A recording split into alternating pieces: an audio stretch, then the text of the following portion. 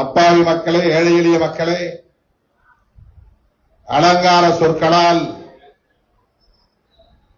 ஈர்த்து அதை செய்கிறோம் இதை செய்கிறோம் என்கிற வாக்குறுதிகளால் வளைத்து போட்டு அவர்களுக்கு பெரிய எதிர்பார்ப்பை உருவாக்கி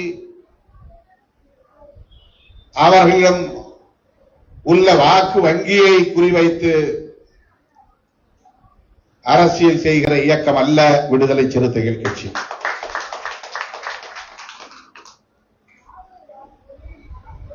இது ஒரு சமூக மாற்றத்திற்கான இயக்கம், சமூக நல்லிணக்கத்திற்கான இயக்கம், சமூக ஒருமைப்பாட்டுக்கான இயக்கம், சமத்துவத்திற்கான இயக்கம், சகோதரத்துவத்திற்கான இயக்கம். பெண்கள் கல்வி பெற வேண்டும், அதிகாரம் பெற வேண்டும்.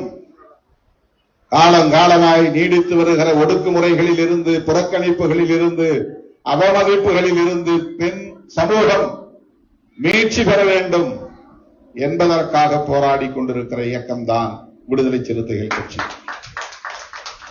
எனது அருமை பெரியோர்களே, தாய்மார்களே,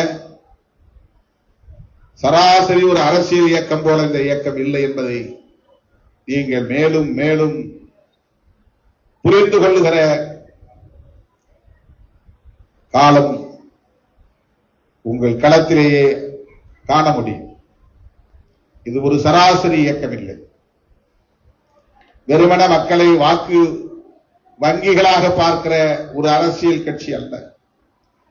ஒவ்வொருவருக்கும் ஒரு உணர்வு இருக்கிறது, ஒவ்வொருவருக்கும் ஒரு பார்வை இருக்கிறது, ஒவ்வொருவருக்கும் தேவை இருக்கிறது, ஒவ்வொருவருக்கும் நெருக்கடிகள் இருக்கின்றன, ஒவ்வொருவருக்கும் வலி இருக்கிறது, வேதனை இருக்கிறது என்பதையெல்லாம் புரிந்து கொண்ட இயக்கம், உள்வாங்கிக் கொண்ட இயக்கம்.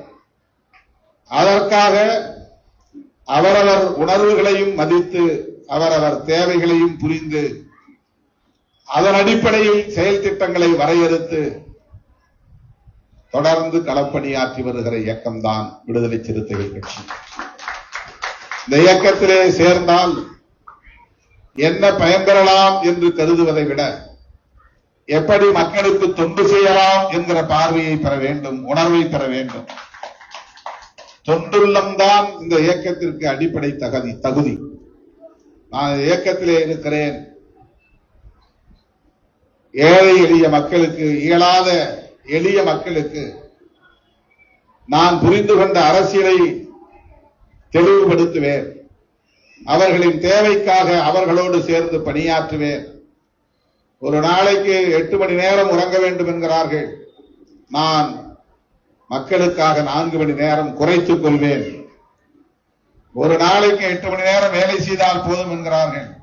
நான் மக்களுக்காக 12 மணி நேரம் வேலை செய்வேன் என்று வேலை செய்யும் நேரத்தை பெருக்கவும், உறங்கும் நேரத்தை கழிக்கவும், மக்களுக்காக சிந்திக்கவும், மக்களுக்காக செயல் திட்டங்களை வகுக்கவும் வாய்ப்பளிக்கக்கூடிய இயக்கம்தான் விடுதலை சிறுத்தைகள் கட்சி. களம் அமைக்கிற இயக்கம்தான் விடுதலை சிறுத்தைகள் கட்சி. அடுத்த தலைமுறைகள் அரசியல் தெளிவு பெற்ற தலைமுறைகளாக வளர வேண்டும்.